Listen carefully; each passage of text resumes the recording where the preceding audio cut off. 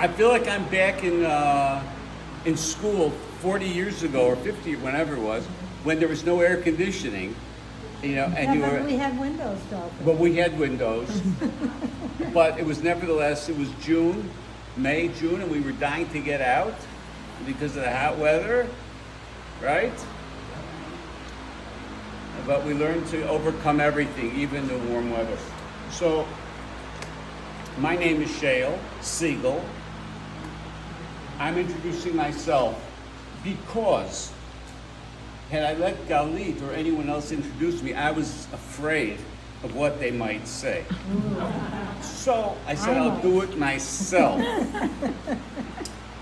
I'm a transplant from the north, but not New York or New Jersey. Chicago. It's much better. Much, much better. That means we're tolerant, we're kind, we open doors for people when we drive, we do it with a little bit of courtesy. Yeah? Don't talk about anything else. Okay, we're done with that. So I lived in Chicago for most of my life, and we moved to this area, Aventura, North Miami Beach. And I spent my career in business, but on my background, I have a rabbinical ordination, which was Orthodox, Rabbi Soloveitchik, but life has its way of playing tricks on us and winking at us in different ways, so I'm no longer following that particular tradition. But I also did a doctorate in Jewish history at Hebrew University, where I spent many years and where I met my wife. And somehow we moved back. We moved to Chicago and made a life. 2 daughters, one in San Diego with twins, recent twins. The other one is expecting hers in August. So life And where is does she good. live? She lives right here in Aventura, where I could control her. It's nice to have children that live here. Exactly. Yes. So I chose many months ago when Galit asked me to do a book review. I said, I'd like to talk about Dara Horn's book, People Love Dead Jews. And I read it when it was fresh off the press. That was about a year ago. Since then, it's gotten a lot of press. And after I read it, and I volunteered to do a review on it, I had second thoughts because it's a very difficult book to review for several reasons. The subject of anti-Semitism and Holocaust is like the third rail in our tradition. You can't really touch it. If you do, you're going to get burned. You can't be critical of the Holocaust. You can't be too positive about some certain features within the Holocaust or negative features, because you're always going to step on somebody's toes. And it's the same thing with anti-Semitism. What is anti-Semitism? How does it manifest itself? And if I redefine it as something else, I may step on somebody else's toes. So they're hot button topics. And so I reread the book because the first time I read it, I came away with, I'm not sure I get where she's going with this book. So I read it a second time. And then I began to read a lot of other reviews on the book. And what I found to be troublesome with the reviews, they were all too positive. Dara Horn is the cat's meow. You can't, there was 1 or 2 reviews that had anything critical to say. Bravo for Dara Horn was all I heard. She finally brought to light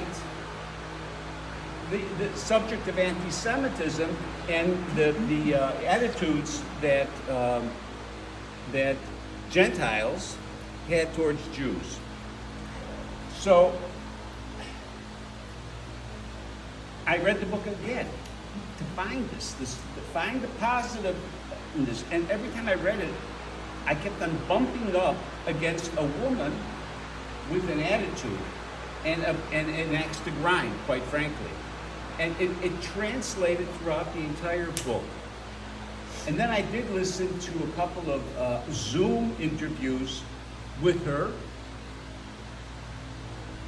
And reading in between the lines, I discovered that, and I may be very wrong about this, Dara Horn was born with a silver spoon. She is the quintessential Jew who came out of a, we'll say, a liberal, conservative, conservative meaning conservative Jewish. I don't mean conservative politically. Sort of like a mainstream Jewish home, good life, good Jewish education, but came out of a very upscale New Jersey community, and her parents, upscale people. I think her mother is a professor of in the humanities of some fields, so she sort of had a good approach. A father, a dentist, so she came from a very good background. But I don't think she really waded into, the back streets of being Jewish. What is it all about? I don't think she ever got there. So it's almost like saying an artist drew a picture without ever really suffering life and understanding the problems of life, and just puts through something on the easel. So I somehow just don't feel that she really gets everything that there is. So what she does here in the book, she has a main thesis, which is that she feels that she was gaslighted throughout her earlier years and even her middle years of education through college and so on. She was gaslighted. Do you folks know what gaslighting means? She uses the word gaslighting. For those of you who are not familiar, not clear in how it's used, basically it's a way of manipulating. There is an abuser, a so-called abuser, who manipulates people into thinking the way they want them to think, but will deny any wrongdoing, as if they're not abusers. Right. So she starts the book with an interesting, she asks in her class, how many people here could name 3 death camps? And this is a class she's teaching, probably, I would guess, most of them were Jewish students. It was an Ivy League school, and the subject was probably Jewish literature, Hebrew literature, so you'd have an attraction of Jewish people. How many could name it?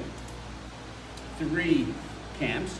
And she said, of those that raised their hands, she asked those, how many could name 3 Jewish authors? And there she drew a 0. Like nobody knew what she was talking about anymore. And so she came to the conclusion, how sad that people know about the death camps, but they don't know about how Jews lived in Europe. Which got my ear up, because knowing Yiddish or Yiddish culture doesn't necessarily mean you know how Jews lived in Europe.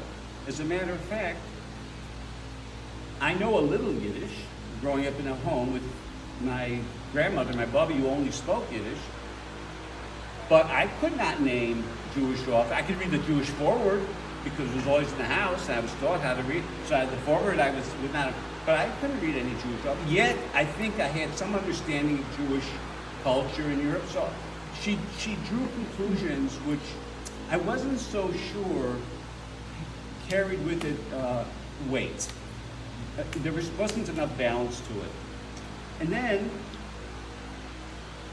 with that, she draws a conclusion to the modern day world, that people feel more comfortable visiting a museum, a Jewish museum, than really entertaining Jewish culture. Meaning that they feel more comfortable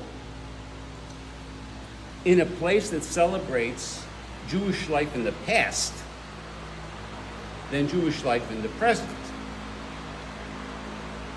which goes to her thesis that people like dead Jews. They feel more comfortable being able to discuss the past as though their hands are clean, there was nothing they could do, and they have no need to go any further because they're dead. That was a beautiful past, but they have no obligation to try to understand who we are as a people. So, the first thing that struck me in this argument was her ethnocentricity.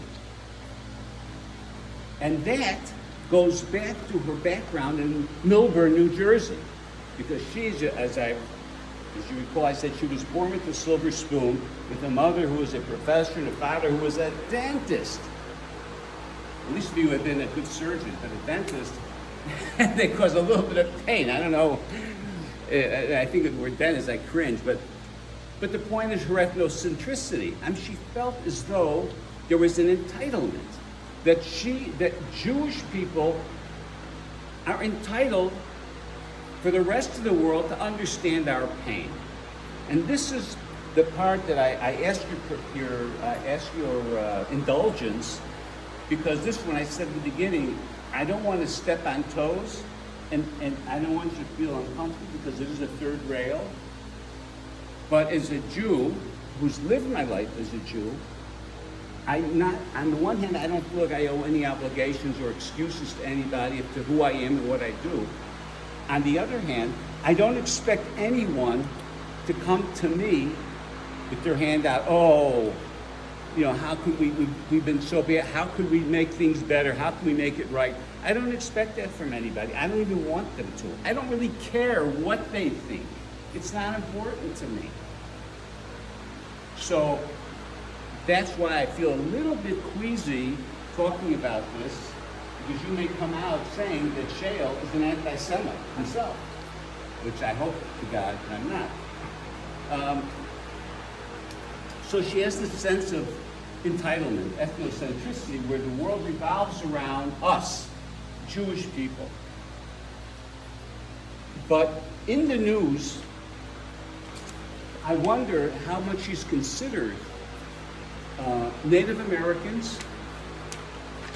How much do I know about Native Americans? How much do any of you know about Native Americans? They've suffered a lot over hundreds of years. I mean, at least 200-300 years that white people came to the New World. So we did our job on them. Yeah. Do I even know how many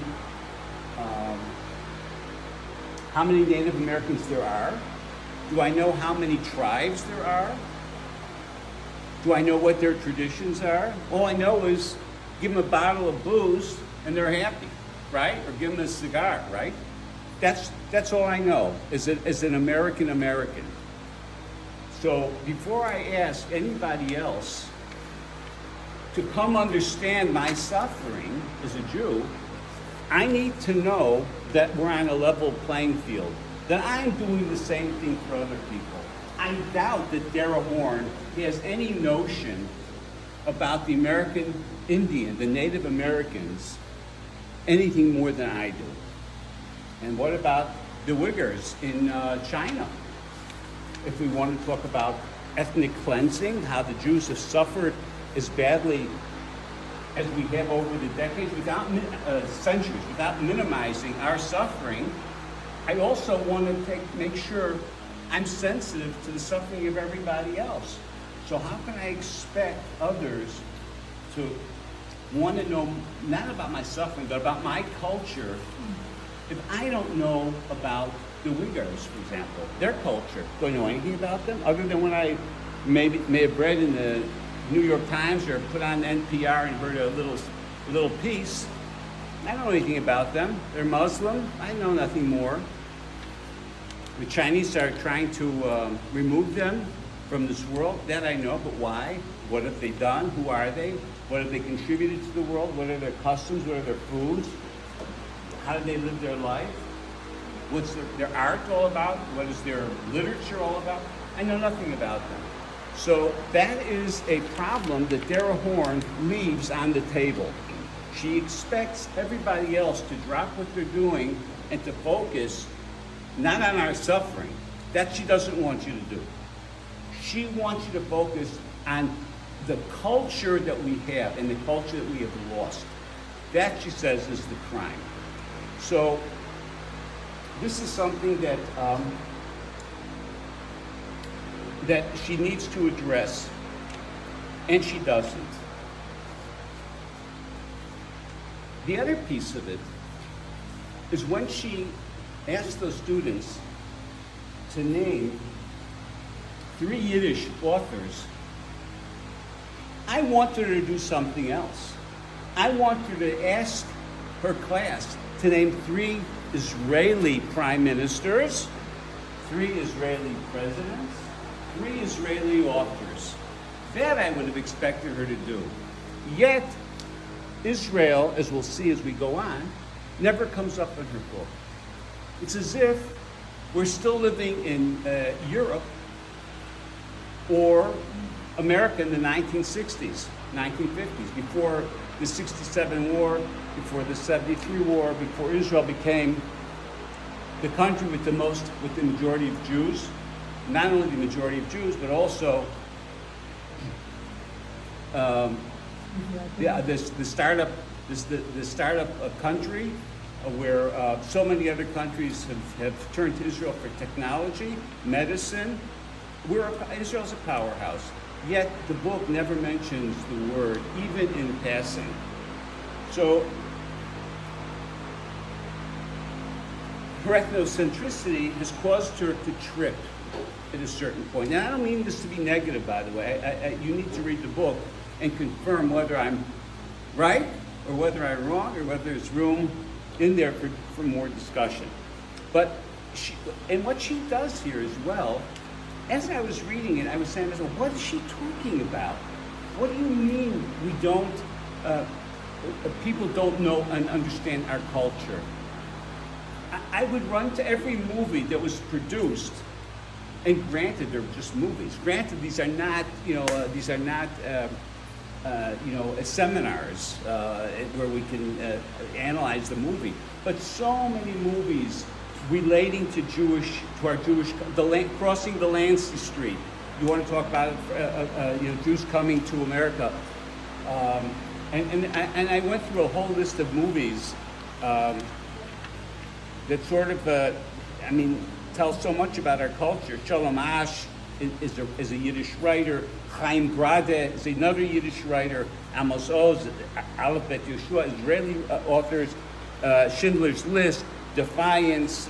Just a couple of movies I just picked off the top of my head, or books that appeal not only to the American Jew, but appeal to. They're universally appealing, and they're watched, read by everyone.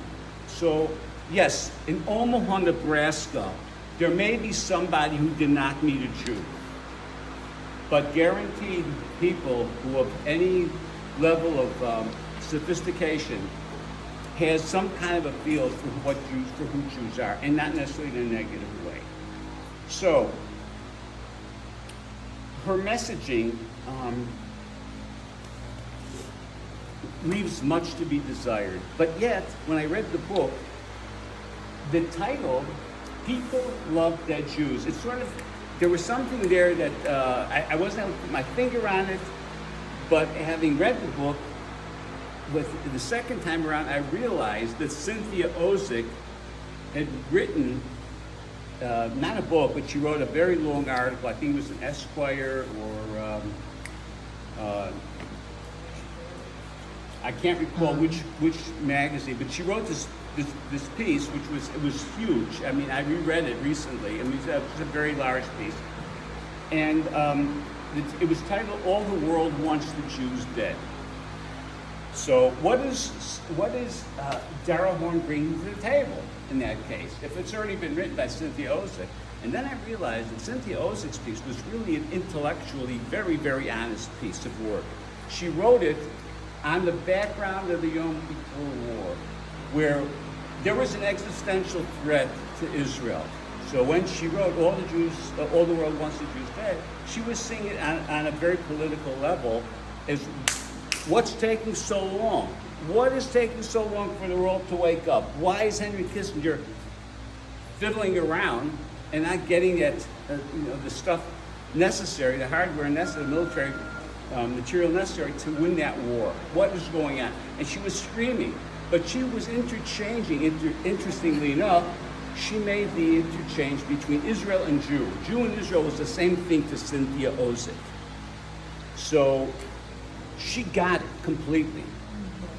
But Dara Horn doesn't make that connection. Dara Horn sees Jew as a Jew, and Israel has absolutely nothing to do with it. It doesn't. There's no play here for her.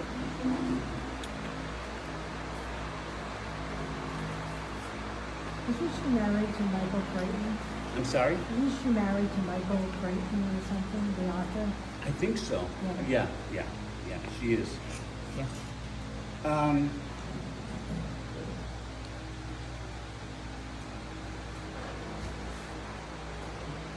When she takes a look at the museums,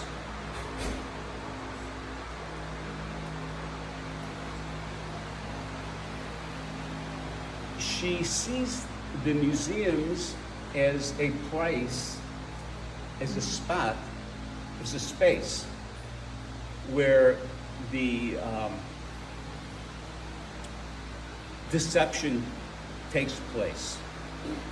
Because the museum is where Jews are dead, the culture is dead, and now you can look at it with a cold, analytical, academic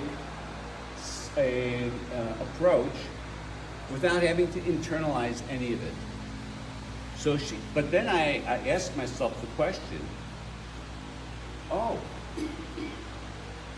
the movers, the people, the pistons that created these museums were Holocaust survivors, together with moneyed American or European Jews. But they were the engine, they were the ones who pushed the need to get the story out to as many people as possible. And so when Dara Horn claims that we kept everything on a very superficial level, and we never got into the detail, into the weeds of who we were as a people, the museums did that in many different ways. If you just go into a place like Beit HaTfutzot in Tel Aviv, I think they changed the name recently. It's on the Tel Aviv University campus. I mean, you really get a sense of Jewish culture. Granted, if you go to Yad Vashem, which we'll get to in a minute, that's a very different take. It's very specific to a specific time and place. But it also reveals a culture that was and a culture that was lost. But she does something kind of strange. And it's the cynical part of her that I find disturbing. So if we're talking Holocaust, and she talks about the Diary of Anne Frank, for example. And there she says that the Americans did a horrible thing. They took the Diary of Anne Frank and they turned it into a Hollywood love fest. And if I could find a quote,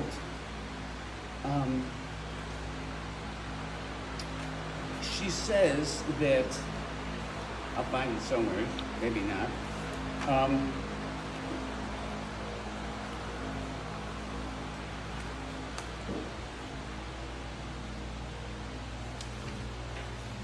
She says that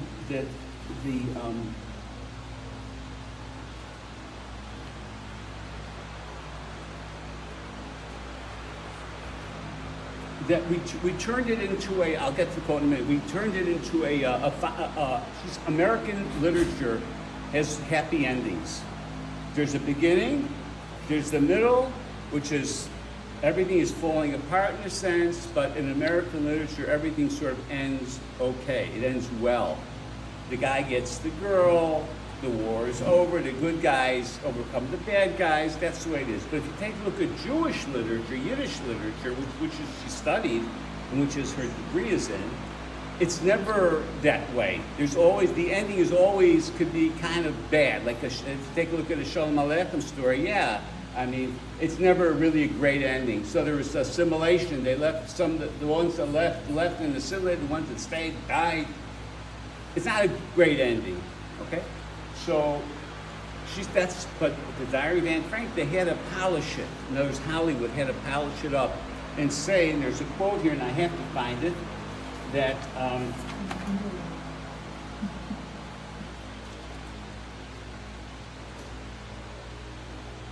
I will find it. It's kind of interesting, which he does, because it follows into the whole scheme of the gaslighting.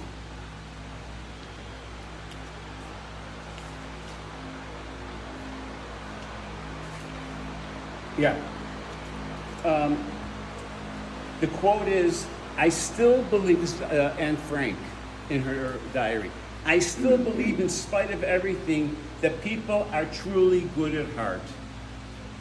So Dara Horn lights up on this. She said, good at heart, that's before she was discovered. She could say that. And I say no.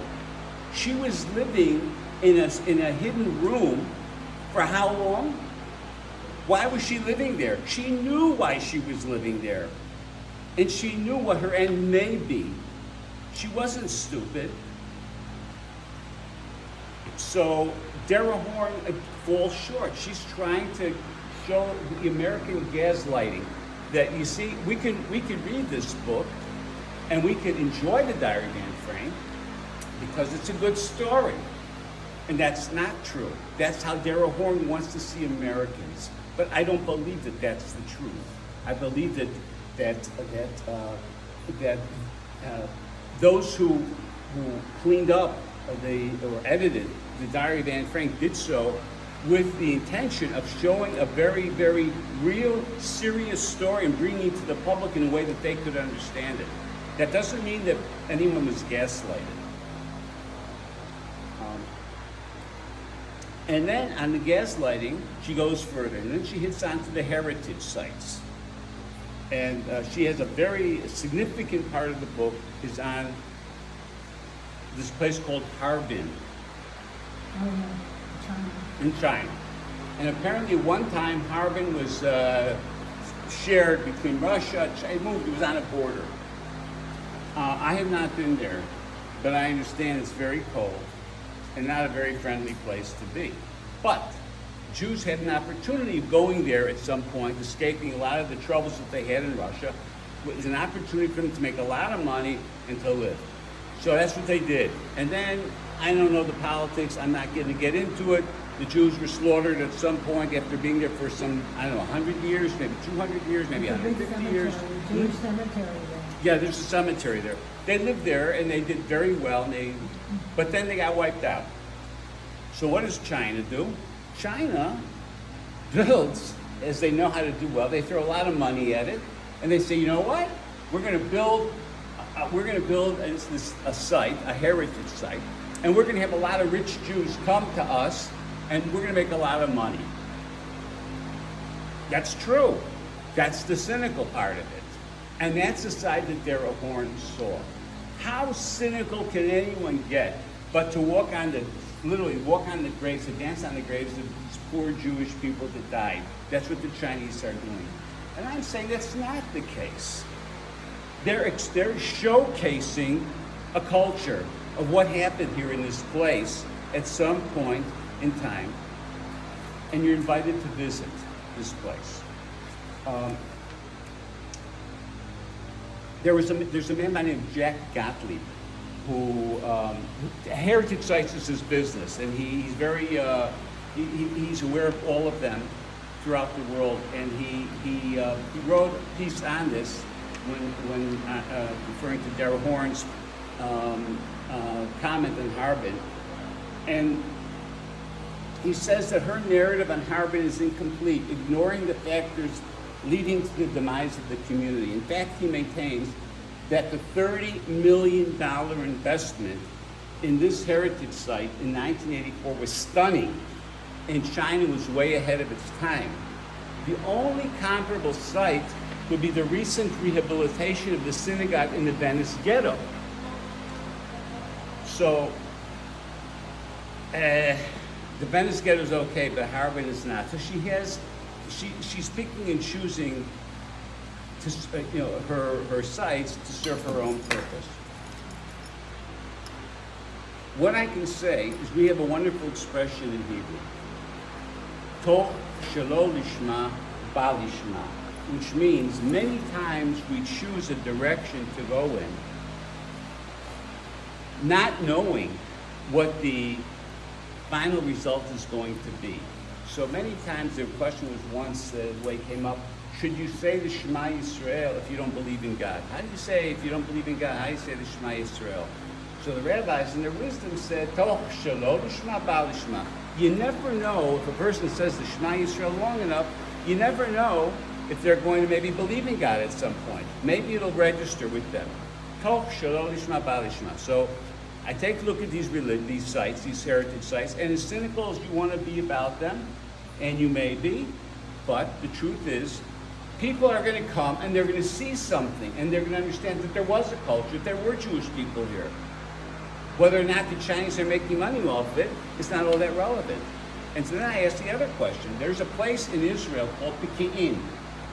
Peki'in, P-E-K-I-I-N, Peki'in, in the north, in the Galilee. And in this town, there's a Jewish, I forget her name, a Jewish lady, had a family. She's, I think, the sole survivor of this family. And how do I know about this place? I know about this place because when I was in the Army, they had an educational, they would take soldiers, and they had a break, they got their week off, they would take them to sites and to show them our history, so to speak. So I remember taking this to Peki'in, and there was at the time there was a couple, a man and a woman, and they brought us into the synagogue. It's an Arab village, Peki'in. It's an Arab village in the Galilee. And you walk through very old streets and very narrow, windy, as if you were back in the Middle Ages. It's quite picturesque. And you get into the synagogue, the shul, which is, looks like Kever Rachel. It's an arched ceiling, and it smells of mildew, and it's overgrown with all kinds of stuff. And he gets up and gives us a presentation that they are Jews that have a direct connection, a direct line from the Churban Bayit Sheni, from the time of the destruction of the Second Temple. Their family has consistently lived in Peki'in and been custodians of this synagogue. From then to today. This is a heritage site in Israel. So I say to Darrell Horn, would you also say that this site would you also apply the same census to this site as you do to the other Jewish heritage site? This is also a heritage site. So one has to be very careful when writing off of these heritage sites and calling them a form of gaslighting. And then she does something that you'll find very interesting. Name changing. So